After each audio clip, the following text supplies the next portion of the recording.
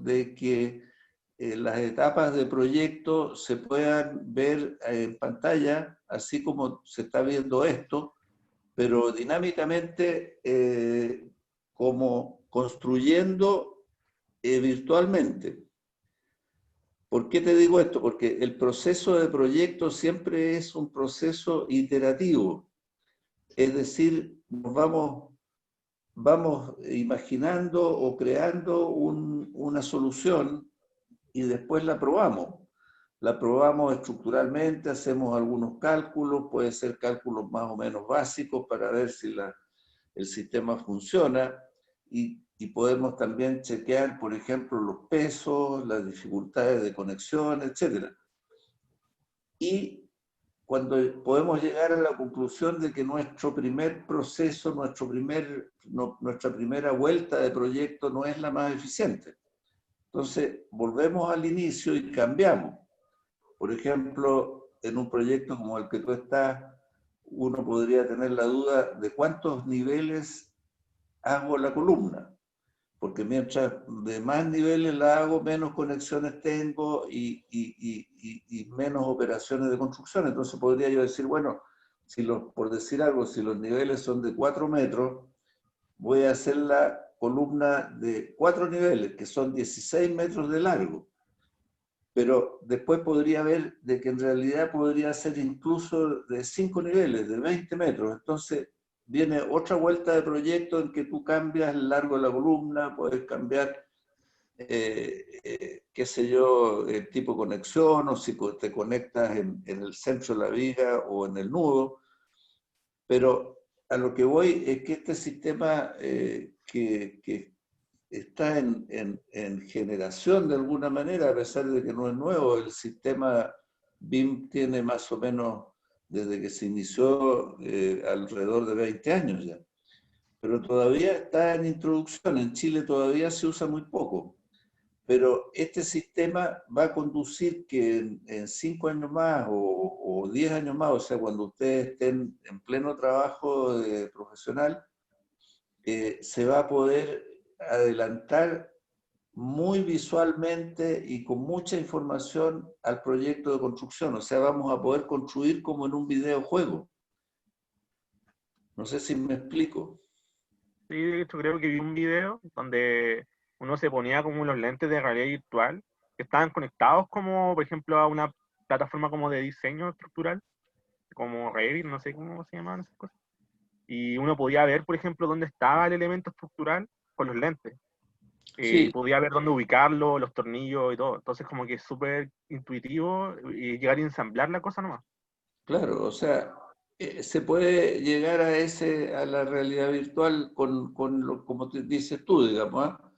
Pero en un paso más menor, por decirlo así, ya podemos nosotros revisar muchos aspectos, digamos, no necesariamente irse al extremo, porque en un futuro, claro, puede ser que lleguemos a que nos ponemos lentes y estamos y construimos virtualmente primero, y de esa manera evitamos errores por una parte y mejoramos la eficiencia, optimizamos, ¿no? Esa es la ventaja de BIM. No es que sea una maqueta 3D, sino que nos permite construir virtualmente y después volver atrás con la experiencia buena o mala que hayamos tenido de ese proceso que ya hicimos virtualmente y volver a repetir el proceso. ¿Me explico? Está clarísimo. Pero por eso Eduardo les va a hacer una introducción al sistema BIM, porque el sistema BIM de partida va a reemplazar dentro de poco a los planos. Los planos de papel que nosotros conocemos no van a existir en 10 años más o en 5 años más.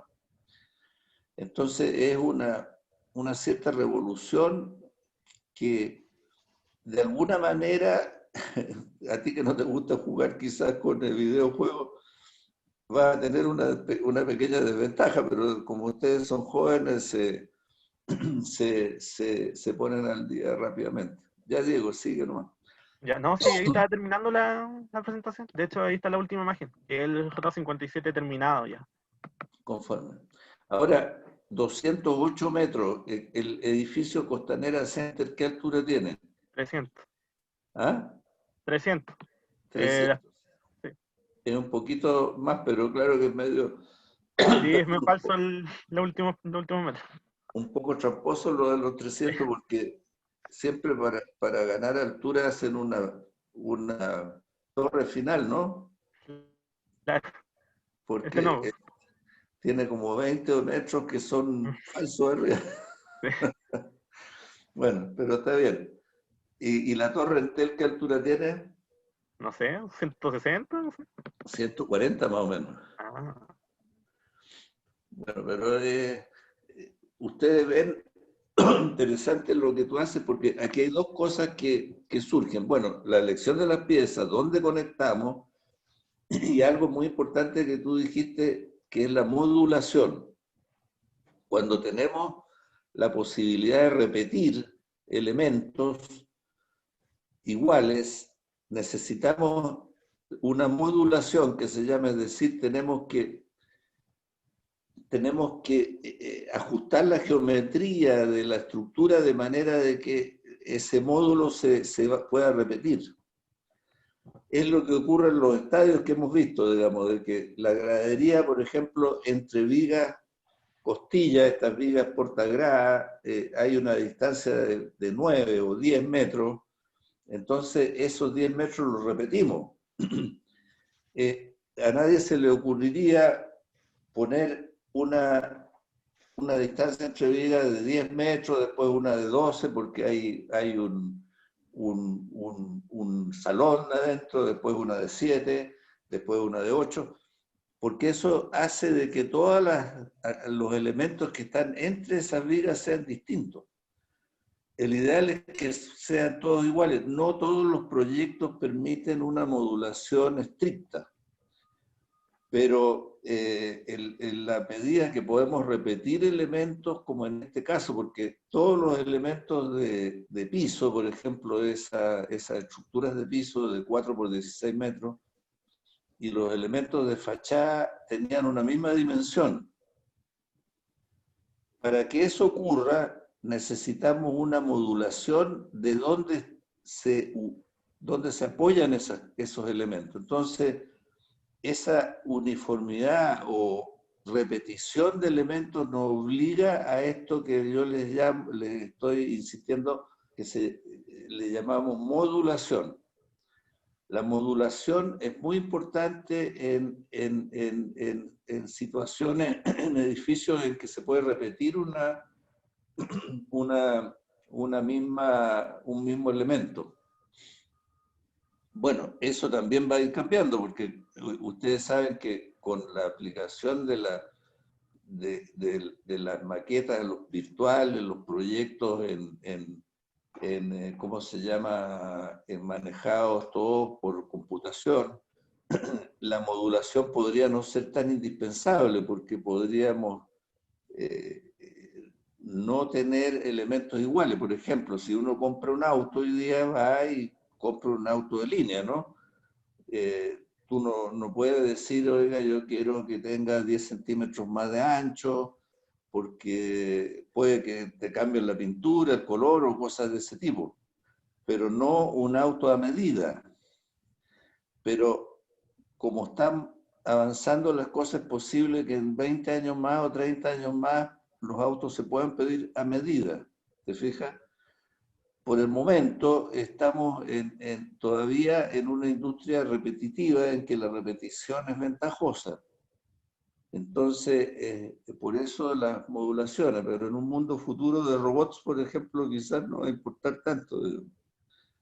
Pero lo interesante es que cómo las técnicas, los proyectos y los procedimientos están apoyados en una tecnología que está cambiando.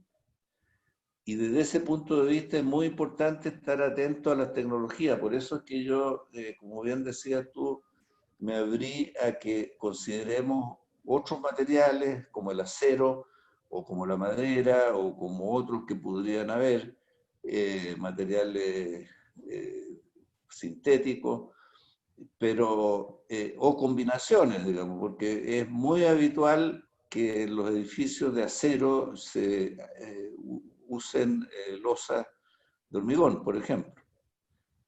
Ya, Diego, muchas gracias. Ya, No sé si quiere seguir con la introducción, don David, o revisamos otra presentación. Yo creo que están interesantes las presentaciones, así que nos sirven para ir Sí, voy revisando los temas. José Pedro, no sé si quieres exponer tú. Porque, ¿quién más falta? Ismael y Guillermo creo que faltan. Ya sí, yo presento. ¿Se me Ah, escucha, ya. cierto? Comparte pantalla. Un segundo.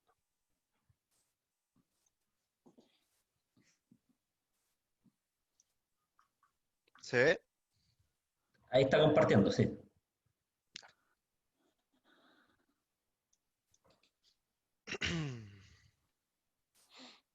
Ya. Bueno, la estructura que yo busqué fue un edificio modular en Croydon, que es una ciudad, un barrio de Londres, en Inglaterra.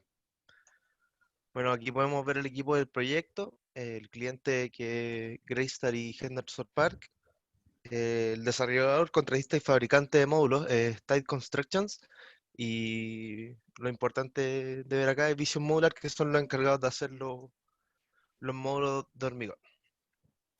Podemos ver el equipo a cargo de la ingeniería estructural y la ingeniería del acero, o sea, del hormigón y del acero. Son dos equipos distintos. Bueno, el edificio consta de dos torres de 44 y 38 pisos de alto, respectivamente.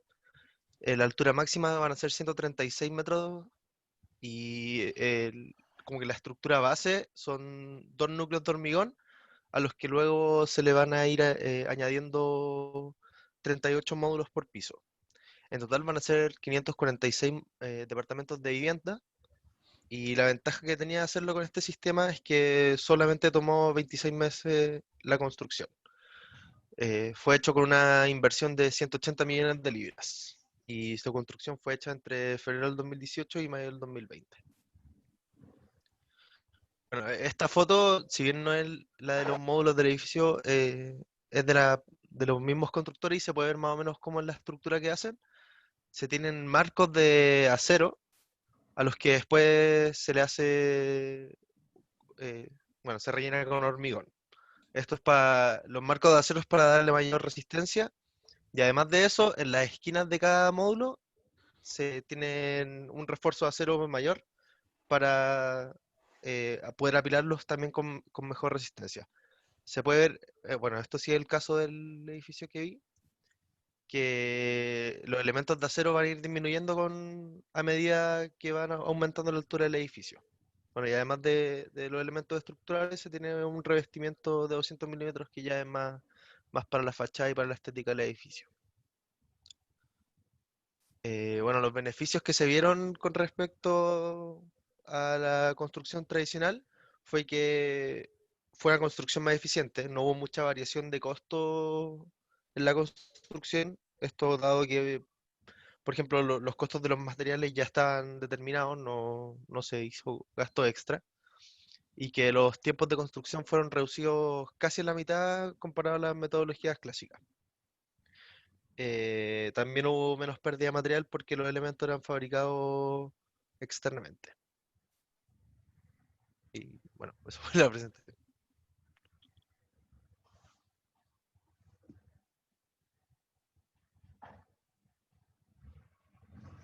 Ya, Estaba muteado, por favor. no pudiste. A ver, yo lo voy a sacar a don David. Ahí está. José Pedro, ¿qué método de construcción se usó en los núcleos de hormigón?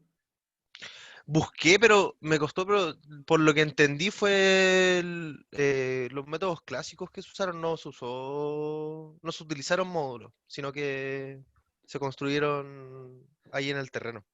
Sí, pero ahí arriba, lo que tú ves arriba se ve como una cosa un poco más grande, ¿no? En la punta Eso de ahí. de los núcleos ahí. Lo que pasa que estos núcleos, para que sea rápida su construcción, habitualmente se hacen con molde deslizante. Eso se ha hecho también aquí en Chile, digamos, en edificios no tan altos como este, pero la construcción con molde deslizante, no sé si ustedes la ubican, pero es un molde de aproximadamente, es como una franja, un anillo de molde de 1 metro y medio, que se va elevando con gatas que van subiendo por barras barras que van dentro de los muros de hormigón. Entonces, ese molde va subiendo de manera continua, digamos, no es continuo absolutamente, pero cada 10 minutos o algo así se sube 10 centímetros el molde. Es decir, en 1 hora tú subes 6 veces, subes 60 centímetros por hora, entre 50 y 60 centímetros por hora. Entonces, en un día de 24 horas, tú subes aproximadamente 20 metros o algo de ese orden. El ascenso del molde depende del fraguado del hormigón inmediatamente que va quedando abajo, porque se usa un hormigón bastante seco, que es de fraguado rápido, y tú vas avanzando de manera continua, de manera de que el molde de 1 metro y medio en 2 horas abandona, o 3 horas abandona la franja de hormigón que queda libre debajo. No sé si me explico, José Pedro. Sí, Es como que tú vas levantando el molde, es como cuando juegan los niños con un balde en la arena, digamos, y lo pues vas levantando de a poquito para que no se desarme la arena dentro, ¿te fijas? sí, creo que en el viaducto de Miló igual lo habían hecho así las columnas que sostienen el puente. Había visto una vez en el documental del Discovery. Como en la Claro, misma sí. metodología, con Sí, moldajes pero que iban como subiendo.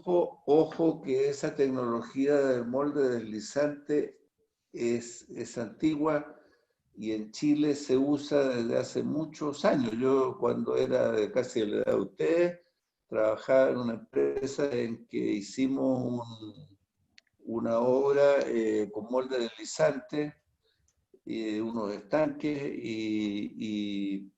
y ahí el que estaba a cargo de ese trabajo era un ingeniero que estaba más o menos en los mismos cursos míos que Armando Quesada, que hace clases en la escuela también, no sé si todavía.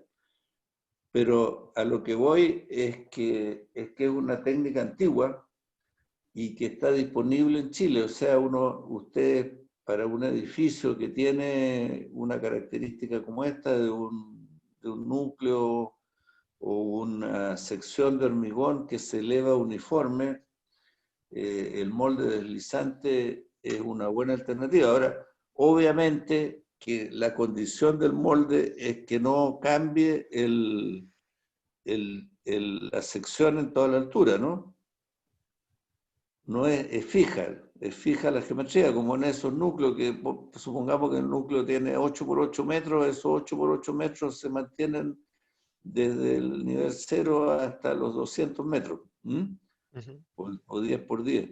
Lo que no se puede hacer con ese sistema son las losas interiores, porque el molde va avanzando y deja superficie lisa a ambos lados, entonces tiene que haber, se usan varias técnicas para poder después, posteriormente, ir haciendo las losas interiores, por las escaleras, ¿te fijas? pero es todo un proceso complejo que es interesante ir al detalle después. O sea, cuando uno tiene un proyecto como este, por ejemplo, al molde después sigue cómo le pongo las losas, las escaleras, etcétera, cómo van los ascensores adentro. Entramos a una serie de detalles que van más allá de la explicación así tan general. No sé si me explico. Sí.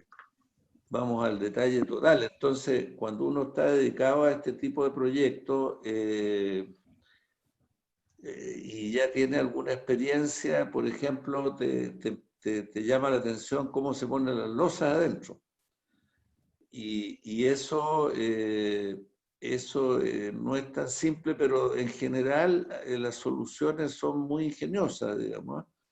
Y cuando tú te das cuenta de lo que han hecho, dice, lo puedes usar después porque en realidad sorprende siempre el ingenio que hay para las soluciones. O sea, uno de los componentes importantes que tienen los proyectos de prefabricado y en general estos proyectos que son llamativos, es que hay un componente de ingenio muy grande.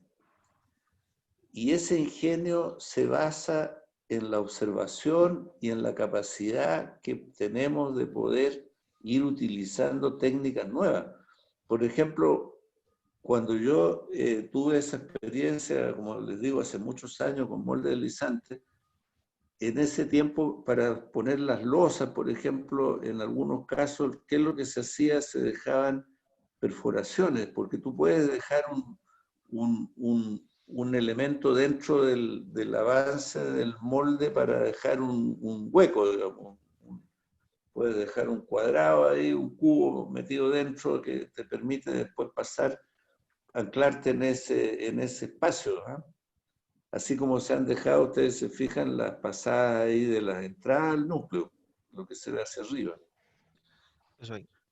Sí, pero a lo que voy es que es muy importante estar después yendo al detalle. O sea, yo no digo en el detalle ahora porque lo que me interesa más bien es que nos sorprendamos con las metodologías y cómo se llega a estas metodologías, ¿te fijas? Y de qué estamos dependiendo.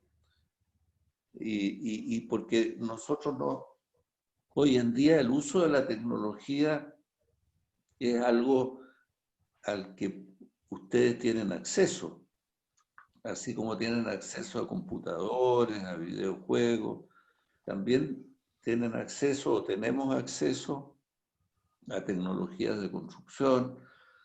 Estos equipos se pueden comprar. Si uno va a hacer un edificio o una construcción muy grande, incluso puede importar equipos puede arrendar equipos en el exterior. Uno podría averiguar quién fue el que proveyó el molde deslizante o quién hizo el proyecto de los módulos de acero, y tú puedes contratar a esa persona, digamos, de Inglaterra o de donde sea. O sea, el tema es que se pueda financiar y habitualmente, si uno saca bien las cuentas, más vale pagarle el proyecto a alguien que ya lo hizo en Inglaterra que hacer la prueba en Chile y vamos a pagar la diferencia en puros errores, ¿eh? No sé si me explico. Hoy día estamos en un mundo conectado y que podemos usar tecnología. O sea, no debemos pensar esto es China o qué sé yo, y en general esas empresas en China no es que sean China, muchas veces detrás tú vas a encontrar ingeniería norteamericana, ingeniería alemana, que han vendido a China, digamos. Lo mismo podemos hacer nosotros, digamos, podemos ver, yo les puedo mostrar, por ejemplo, construcciones que se están haciendo en Chile, como por ejemplo el puente Chacao, que lo está haciendo la firma coreana Hyundai, ¿no? Y que son elementos prefabricados de acero y que la tecnología es la misma que se usa aquí, digamos, la que se va a usar ahí o se está usando en el puente Chacao. O sea, a lo que voy yo, de que no debemos mirar esto como una película de marcianos, de ciencia ficción, sino que es una tecnología que se puede usar hoy día aquí en Chile y que para ser competitivo tenemos que usar estas mismas tecnologías. Yo creo que ahí hay un punto esencial que es tener conciencia de las tecnologías y después no tener complejo de sentirse de que uno es parte de un país muy chiquitito en la cola del mundo y que va a mirar esto en las películas. No sé si me explico. Sí, profe. O sea, uno tiene que pensar, ¿por qué no puedo hacer esto yo? ¿Qué tiene aquí? No intervino ningún marciano. Y seguramente si uno va a Inglaterra y conversa con el ingeniero, te vas a encontrar con un tipo como Eduardo Jerez, tu homónimo, mi profesor auxiliar, y que me va a explicar lo que hizo y las dificultades que tuvo. No es un marciano. No sé si me explico. Yo por eso le insisto en eso, que si algo les puedo transmitir en estos cursos, es eso, o sea, no debemos sentirnos como extraños. Esto lo puedes hacer tú, lo puedo hacer yo. ¿Cuál es la diferencia? Casi exclusivamente la voluntad de hacerlo. No hay otra cosa, porque si uno tiene una buena idea, las platas, hoy día el mundo es puro comercio, todos están interesados en vender, el ingeniero de ahí, de ese edificio, está interesado en vender otros proyectos, el que hizo el molde lo mismo, el de la fábrica de los módulos también, la empresa china que hizo las piezas del edificio que mostró antes Diego, lo mismo. Yo tengo un cliente que me está diciendo para un proyecto que tiene para después, ya cuando se pase un poco esto y se puedan iniciar los proyectos, me dice, oiga, traigamos toda la estructura de China. Entonces, probablemente se va a hacer eso, vamos a traer toda la estructura de China. Ahora estamos preparando con Eduardo, pensando cómo tenemos que hacer, cómo tenemos que ponernos en el proyecto con BIM para que podamos hacer la compra en China de buena forma y que lleguen los elementos y se haga la estructura como está prevista y no sea un Frankenstein. ¿Ah? ¿Me explico? Entonces, tú tienes que gastar más en proyectos, naturalmente, hacer el proyecto bien hecho, porque tienes que mandar a China una información de manera de que después de los meses que sea, digamos, de fabricación y transporte en barco, y etcétera, y lleguen las piezas aquí a Santiago y podamos armarlo. Y no nos encontremos con la sorpresa. Entonces, aquí es donde está la clave de esto, en la seriedad de trabajo y en el uso de la tecnología. Yo encuentro muy interesante lo que han ustedes hecho, pero como les digo, yo quiero incentivarlo a que esto no es ciencia ficción, sino que está al lado. Es como cuando ustedes se van a comprar una cerveza, una chela, como dicen. Lo mismo. Voy a comprar la ingeniería de este sistema. Eso es lo más importante para un ingeniero hoy día. Más importante que saber derivadas triples o integrales triples. La capacidad de entender que hay disponibilidad de tecnología y que yo la puedo comprar. Y quizás no la debo aprender, porque si tú te pones a aprender cómo se hacen estas cosas, vas a jubilar aprendiendo. O sea, hay un tema ahí que es complejo también, que uno tiene que saber que no debe saber todo. Porque si tú te pones a saber todo, como te digo, vas a jubilar y no vas a saber el 1% de todo. Lo inteligente es que con el 1% que uno sabe, puede usar el 100% de la capacidad y de la tecnología que hay fuera. Esa es la inteligencia y la capacidad. No saber todo, sino que saber lo que usar, saber usar lo que otros saben. Si yo les puedo enseñar algo o transmitir algo, eso es lo principal. ¿Te fijas? Por eso que la inquietud de ver casos y ver que se hace esto en Inglaterra, pero el paso siguiente, ¿qué tiene? ¿Qué marciano intervino aquí? Un gallo igual que tú. Me voy a encontrar en Inglaterra, hablando inglés nomás, y en poco tiempo más me va a poner una mascarilla que me va a traducir. Yo voy a hablar en castellano y la mascarilla va a salir en inglés. ¿Te fijas? En ese nivel estamos. Ya, José Pedro, muchas gracias. Gracias a usted, profe. Yo creo que hemos aprendido más, fíjate, de los ejemplos, y disculpen que yo me vaya para los lados, pero es que la ingeniería hoy día es eso. La ingeniería es tener los ojos abiertos y saber el 1% que sabemos en aprovechar el 100% de lo que saben los demás. Y no tanto es insistir en saber uno tanto. Yo te diría en la escuela nuestra, que dentro de todo es líder en la ingeniería chilena, estamos enseñando mal la ingeniería. Si lo que tenemos que enseñar es a aprender a mirar, a buscar, a entender, a usar lo poco que sabemos en aprovechar lo que saben otros. Esa es la ingeniería actual. Oye, yo creo, Eduardo, que es más interesante lo que vamos concluyendo de los casos. Si nos queda un tiempito, podemos ver algo de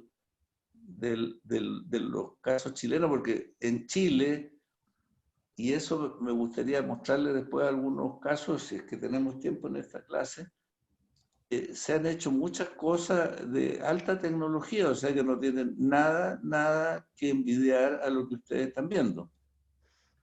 Veamos un último caso y después veamos... Ah, ya, después vemos entonces esto. Ya. O veamos aquí, Eduardo, me parece bien. Veamos obras chilenas, sí.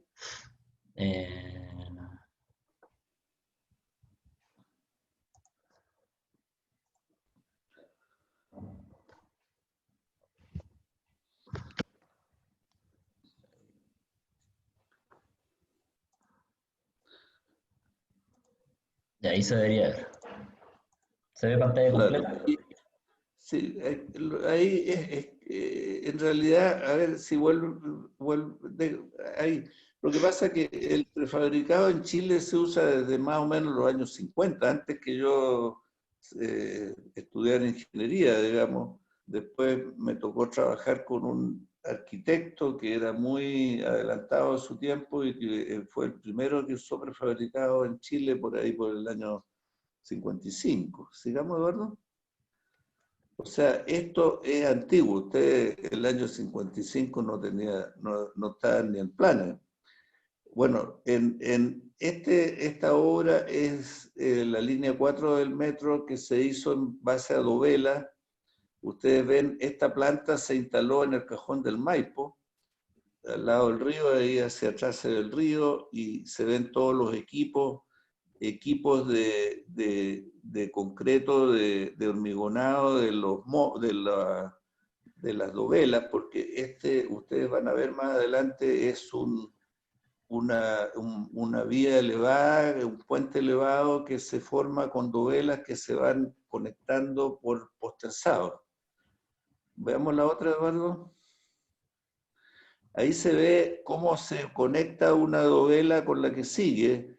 Entonces se ven los ductos, ustedes se fijan ahí en los ductos, que esos ductos por ahí se pasan cable y se aprieta todo esto. Entonces esto se conecta por postensado, por la compresión que produce el postensado. Ahora, ustedes ven que la forma de la cara que se va a conectar con la otra dovela tiene una serie de encajes de manera de que la otra dovela va a encajar ahí.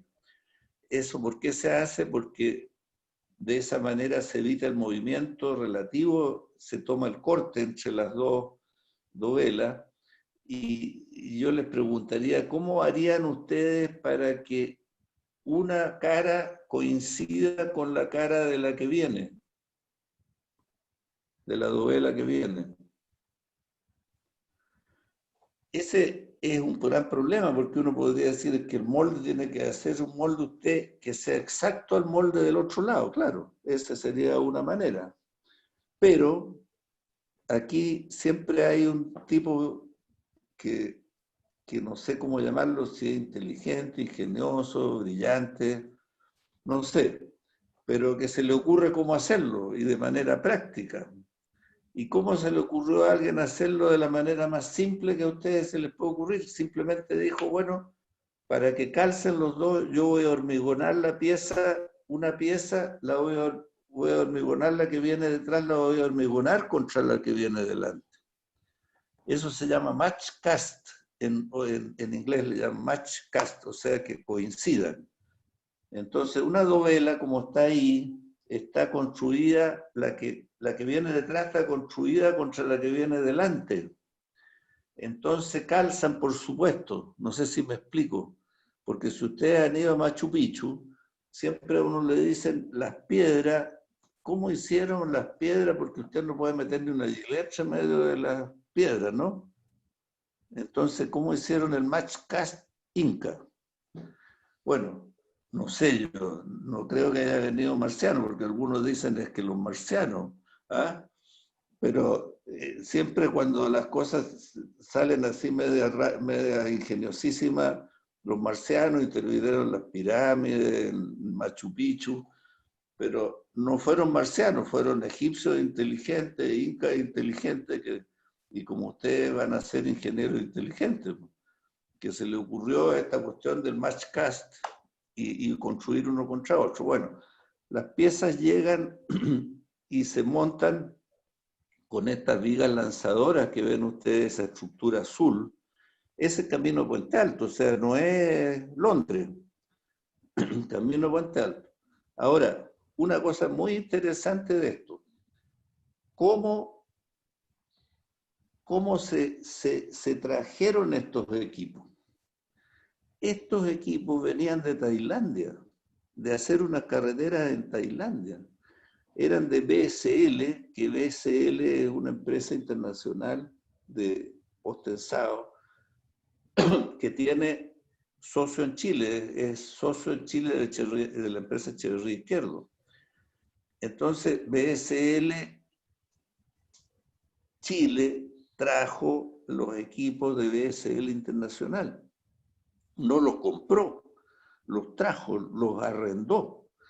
Y cuando se hace eso, se usa una manera que existe que se llama de importación temporal. O sea, yo puedo traer por un tiempo un equipo. Supongamos que yo voy a traer un super camión que avanza y hace la carretera, un camión que hace todo. En la parte de adelante va excavando, en la parte del medio va rellenando y en la parte de atrás va echando el hormigón. Y va saliendo por detrás a 2 kilómetros, 5 kilómetros por hora, va saliendo el camino hecho atrás del camión constructor de carretera, por ejemplo. Ese camión yo lo puedo arrendar y existe un sistema que se llama importación temporal, o sea, llega sin pagar derechos de aduana porque yo lo estoy ocupando un tiempo nomás. Es decir, existen las maneras comerciales y administrativas de manera de que yo pueda traer estos equipos que son de alta tecnología, como podría traer un equipo de China o de Londres, porque a veces el internacional o a cualquiera o a la empresa inglesa les interesa vender su producto y a veces el internacional le interesa arrendar este equipo. Yo no sé dónde está, pero si uno investigara un poco va a BSL, quizás este equipo está en Afganistán, no sé dónde, o en Nigeria, haciendo algo. No sé si me explico, o sea, no es, existen las herramientas para que nosotros usemos tecnología de punta en proyectos que pueden pagarlo, digamos. Y hay muchos proyectos que pueden pagar estas cosas, como los proyectos mineros que hace Codelco, los grandes puentes como el puente Chacao, donde está la Hyundai, que yo en alguna clase, si hay un tiempito, les voy a mostrar ahí un video de cómo se va a construir eso, también con elementos prefabricados de la carretera, que son de acero, eso sí. ¿Por qué? Por el peso. Sigamos, Eduardo.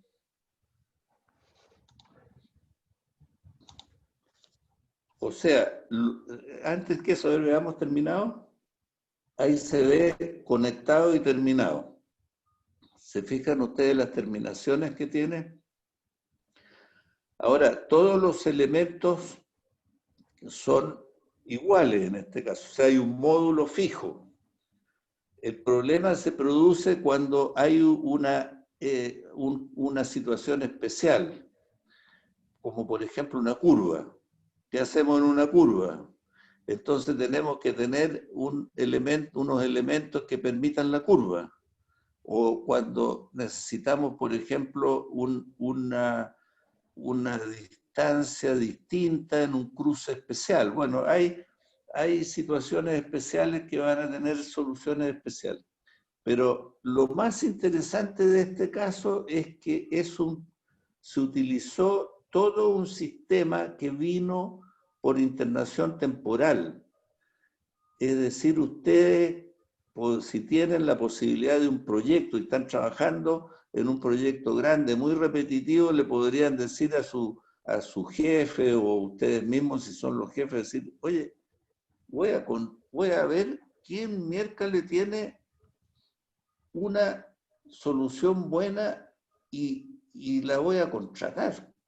En Polonia, en Francia, no sé. ¿Me explico? O sea, no nos pongamos las limitaciones nosotros. Ahora, el gran problema que hay hoy día nada más es que hay que saber entenderse con el ingeniero ruso o el ingeniero francés o el ingeniero inglés o chino. ¿Y cómo se hace eso hoy día? Ahí tenemos una limitación porque se hace en general en inglés. Hoy día, un exalumno así como usted, que trabajó conmigo un tiempo, fue a estudiar a Milán, lo fui a ver yo el año pasado, y él me decía que ahí en el Politécnico Milán, en Italia, la mayoría de las clases eran en inglés. ¿Por qué? Porque resulta de que en una clase de 30 o 40 alumnos había muchos que venían de distintas partes del mundo. O sea, la única manera de que todos entendieran es que las clases fueran en inglés. Ahora, esa limitación probablemente va a desaparecer en 10 años más, como le digo, que vamos a ponernos una mascarilla, una máscara de traducción inmediata, digamos, ¿eh? Pero eso no existe todavía. Pero es la única limitación que hay que saber entenderse con la gente de otras partes. Sigamos, Eduardo. Ya. Este complejo, esto se hizo el año antepasado, digamos. Aquí, en el caso anterior, la economía está en la repetición del mismo elemento miles de veces, ¿no? En este caso, la justificación es que el clima de la cordillera no permite la construcción durante todo el año. Tenemos ventanas de construcción que son más cortas. Entonces, vamos viendo rápidamente.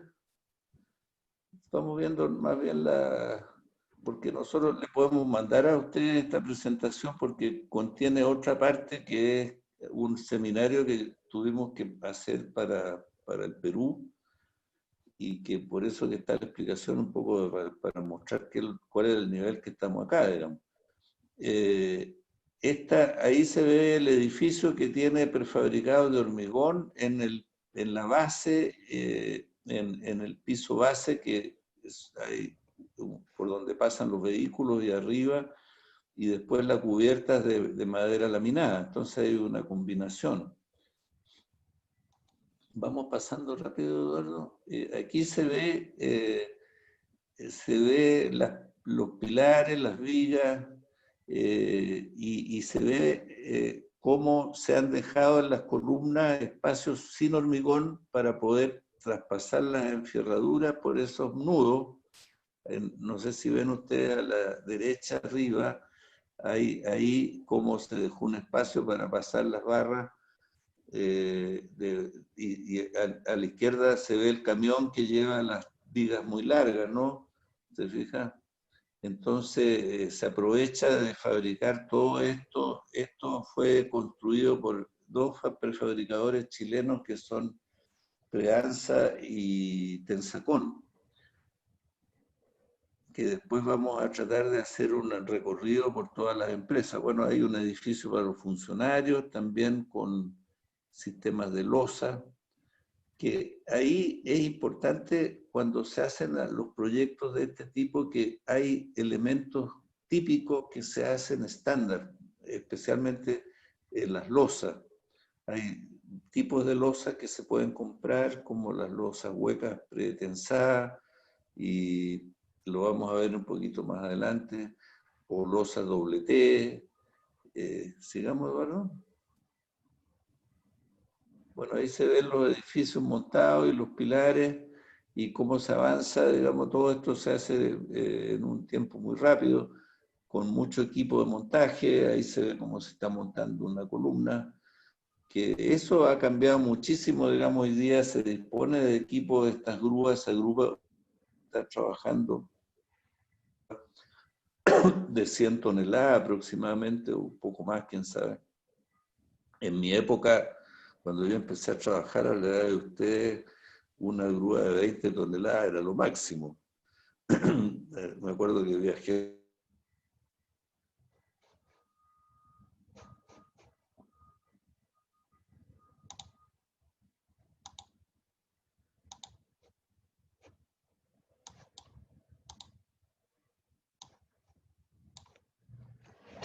Don David.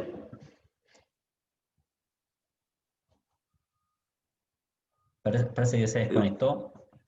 Sí, ahí conectamos de nuevo. Sigamos, ya. Eduardo. Ya. Es decir, hoy día disponemos de mucho equipo.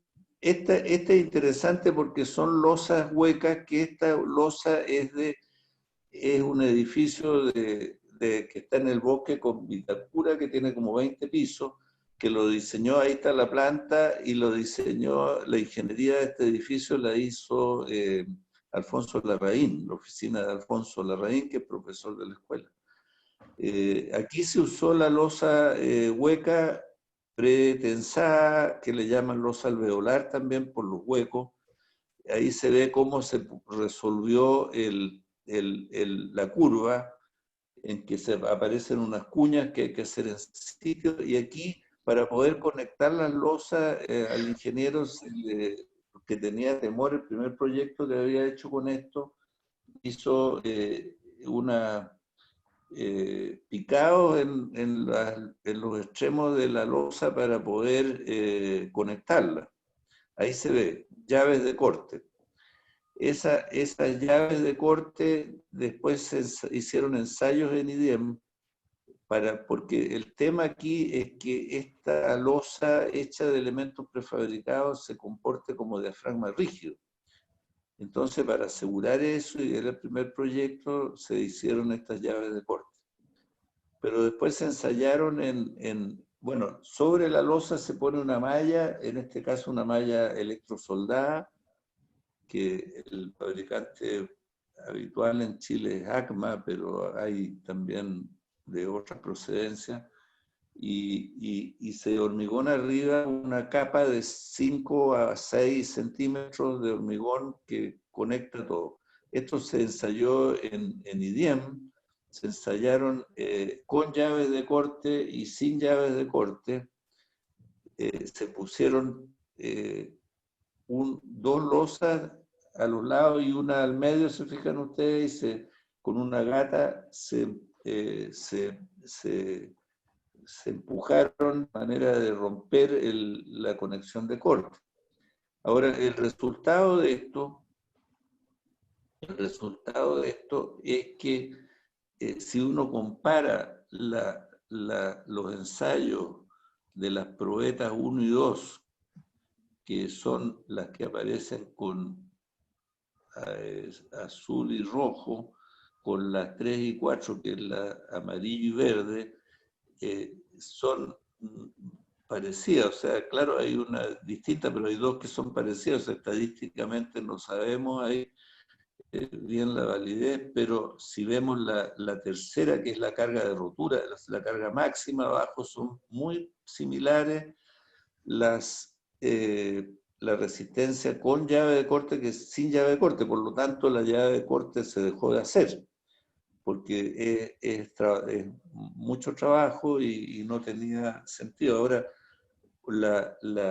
¿cómo se llama? La otra conclusión importante es que la malla electrosoldada al corte es muy mala porque falla, y en general, no solamente al corte, a la tracción, es falla frágil. Entonces, la verdad es que debe usarse en lo posible acero dúctil, o si se usa malla, colocar barras perpendiculares a las losas, algunas barras de acero dúctil. Eso lo podemos ver con más detalle después, pero se pueden usar. Sigamos, Eduardo, rápido, que no se nos pasa el tiempo. Bueno, este es el estadio que creo que se lo mostré yo la semana pasada, ¿no es cierto? Que la estructura de estadio son muy, ahí hay una mezcla con acero atrás, en los arrestamientos posteriores.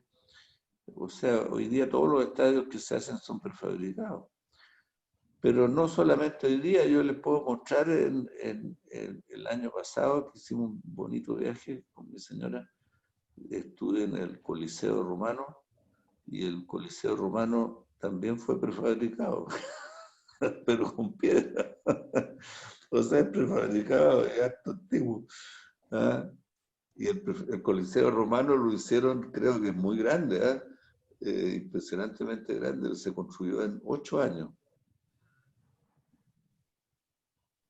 Estas son cosas que hicimos con Eduardo hace algunos años, aplicaciones en minería subterránea, que pasémoslo rápido, Eduardo, que son piezas para...